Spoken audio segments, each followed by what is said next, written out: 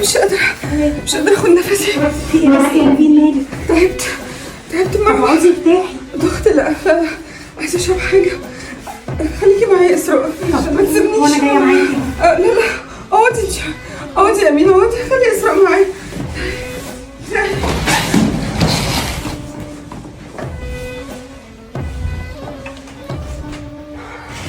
حبيبتي ربنا يستر.